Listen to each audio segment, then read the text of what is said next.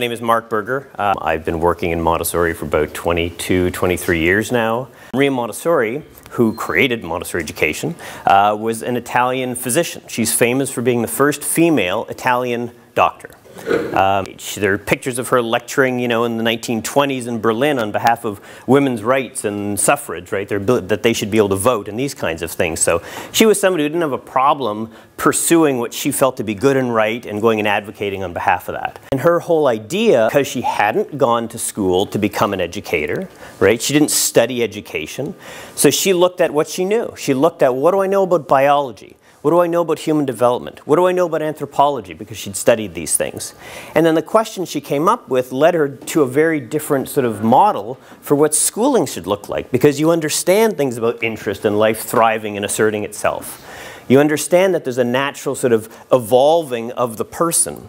And so her definition of education was that it should be something that assists life. She talked about education as an aid to life, education as a preparation for life.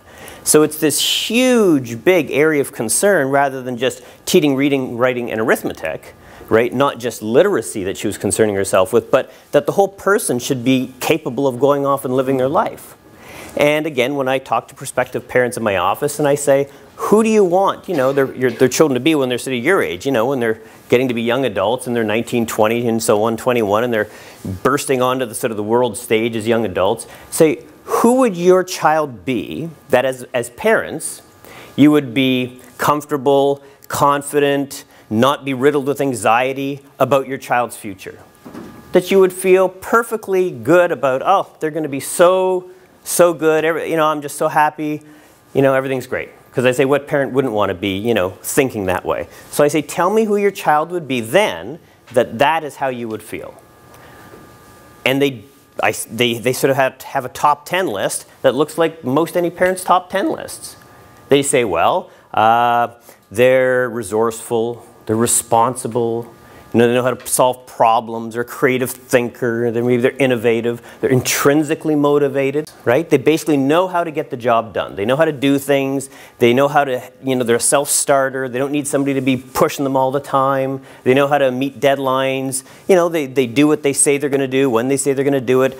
These are, and I usually say to the parents, I say, well, that's a lovely sort of laundry list, that we could all be that wonderful person, right? I say, you can make up that list sort of in the abstract as a parent because you're an adult working in the world. You know what works and doesn't work. You know the colleagues and people that you encounter in your adult life that frustrate you, that aren't good at what they do. So you know the things that don't work. And you know what successful, quality people are like. So you can come up with this abstract list of, well, this is what a good person would be like. Not good just morally, but a productive, capable human being in the world. So I say, that's great.